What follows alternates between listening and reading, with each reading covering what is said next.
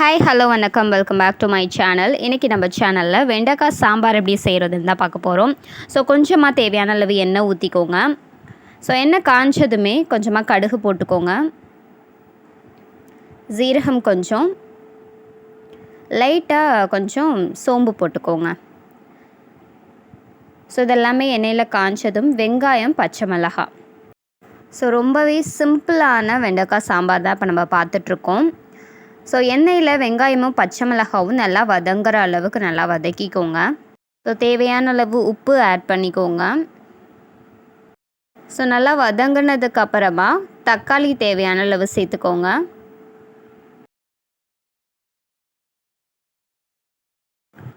So இதில் கொஞ்சமாக மஞ்சத்தூள் ஆட் பண்ணிக்கோங்க. வெங்காயம் தக்காளி நல்லா வதங்கினதும் நம்ம கட் பண்ணி வச்ச வெண்டைக்காயை அதில் சேர்த்துக்கலாம். ஸோ அடுத்ததாக நம்ம சாம்பார் தூள் வச்சுருக்கோம். ஸோ டேரெக்டாக அதனால் சாம்பார் தூள் தேவையான அளவை ஆட் பண்ணிக்கோங்க.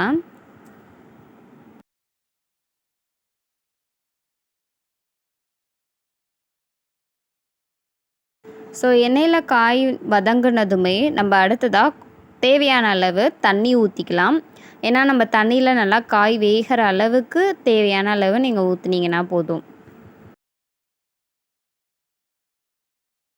ஸோ நீங்கள் ஒரு மூடி போட்டு அதை மூடி வச்சுருங்க, காய் கொஞ்சம் நேரம் நல்லா வேகட்டும். ஸோ அடுத்ததாக நம்ம பருப்பு குக்கரில் வெந்ததுமே அதை நல்லா கடைஞ்சி விட்டுக்கோங்க. ஸோ அதை எடுத்து நம்ம இப்போ காய் வெந்ததுமே நம்ம அதில் ஆட் பண்ணிக்கலாம். ஸோ நீங்கள் பருப்பு ஊற்றுனதுமே நல்லா மிக்ஸ் பண்ணி நல்லா கொதிக்க விடுங்க. அதோட கடைசியாக நம்ம கருவேப்பிலை சேர்க்குறோம். ஸோ கருவேப்பிலை ரொம்பவே ஹெல்த்துக்கு நல்லது. ஸோ அதனால் ஒரு கைப்பிடி அளவுக்கு நம்ம கருவேப்பிலை சேர்த்து நல்லா கொதிவிட்டு ஆஃப் பண்ணால் சிம்பிளான வெண்டைக்காய் பருப்பு சாம்பார் ரெடி. தேங்க்ஸ் ஃபார் வாட்சிங்.